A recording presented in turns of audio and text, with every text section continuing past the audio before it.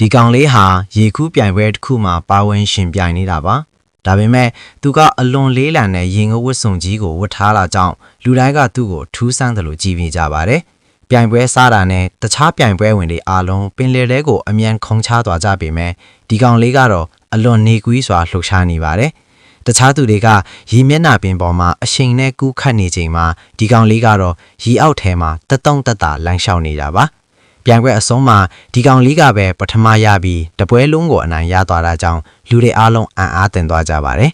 အဲ့ဒီအချိန်ကြာမှပဲဒီကောင်လေးဟာလူသားမဟုတ်ဘူးဆိုလာကိုလူတိုင်းသဘောပေါက်သွားကြပါတယ်သူဟာတကယ်တော့လူသားတွေအလွန်ကြောက်ရွံ့ကြတဲ့ပင်လယ်ဘီလူတစ်ကောင်ထင်နေတာမှာလူသားတွေရဲ့အမဲလိုက်ခြင်းကိုရှောင်ရှားဖို့အတွက်ပင်လယ်ဘီလူတွေဟာသမုဒ္ဒရာအောက်ခြေမှာနှစ်တောင်းများစွာပုံအောင်နေခဲ့ကြတာပါ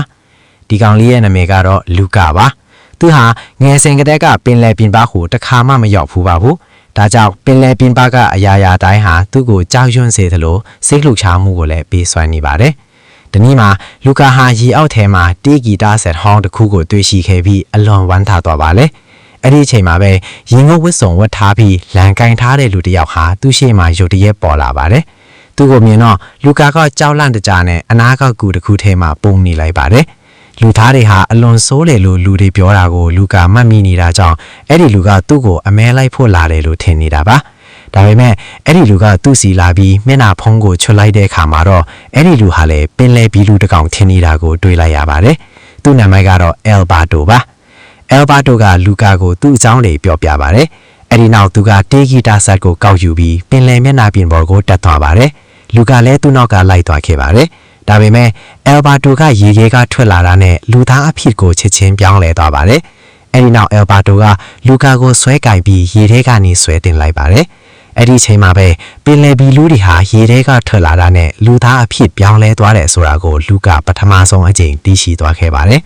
အစာပိုင်းမှာလူကာဟာခန္ဓာကိုယ်အသစ်နဲ့လမ်းလျှောက်ဖို့ခက်ခဲနေပြီနဲ့အယ်ဘာတိုရဲ့အကူအညီနဲ့လမ်းလျှောက်တတ်အောင်အငြံသင်ယူနိုင်ခဲ့ပြီးသူတို့နှစ်ယောက်ဟာတငယ်ချင်းကောင်းလေးဖြစ်သွားကြပါတယ်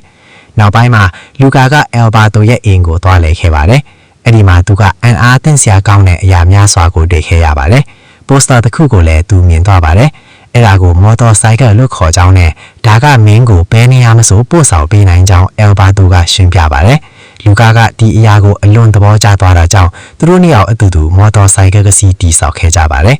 နိုင်ရင်ပဲအတွင်းမှာပဲသူတို့ဟာတစ်သားတွေနဲ့ယာအီဆိုင်ကယ်တစ်စီးကိုလုတ်လိုက်ကြပါတယ်ဒါပေမဲ့သူတို့စီးကြည့်တဲ့အခါမှာတော့ပြတ်သွားခဲ့ပါတယ်တဖြည်းဖြည်းနဲ့သူတို့ရဲ့ခင်မင်မှုကပိုပြီးနှဆိုင်လာပါတယ်ဒီနေ့မှာတော့သူတို့ဟာတကယ်ဆိုင်ကယ်တစ်စီးရဖို့အတွက်မြို့ထဲကိုသွားဖို့ဆုံးဖြတ်လိုက်ကြပါတယ်မြို့ထဲကိုရောက်တဲ့အခါနေရာအနှံ့မှာပန်းချီကားတွေနဲ့ရုပ်ထူးတွေကိုတွေ့ရပါတယ်အဲ့ဒီပန်းချီကားတွေကလူသားတွေပင်လယ်ဘီလူတွေကိုအမဲလိုက်နေတဲ့ပုံတွေပါ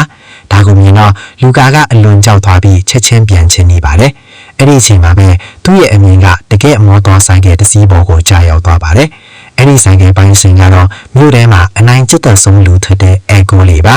လူကာနဲ့ဗော်ဘာတိုကဆိုင်ကယ်ကိုအနီးကဲကြီးနေတော့ဘောလုံးတစ်လုံးကလူကာစီကိုလင့်လာပါတယ်လူကာကအဲ့ဒီဘောလုံးကိုပြန်ကန်လိုက်တဲ့အခါမှာတော့ဘောလုံးကမော်တော်ဆိုင်ကယ်ကိုတက်တဲသွားမှန်ပါတယ်ဒါကအဲကိုလေးကိုအလွန်ဒေါသထွက်သွားစေပါတယ်လူကာကိုတင်ခါစာပေးဖို့အတွက်သူကလူကာရဲ့ခေါင်းကိုရေပိုင်းကန်ထဲကိုနစ်ပြီးအနိုင်ကျင့်ပါတော့တယ်နောက်ထပ်ဘာတွေဆက်ဖြစ်မလဲဆိုတာကိုတော့အပိုင်းနှစ်မှာဖော်ပြပေးသွားမှာပဲဖြစ်ပါတယ်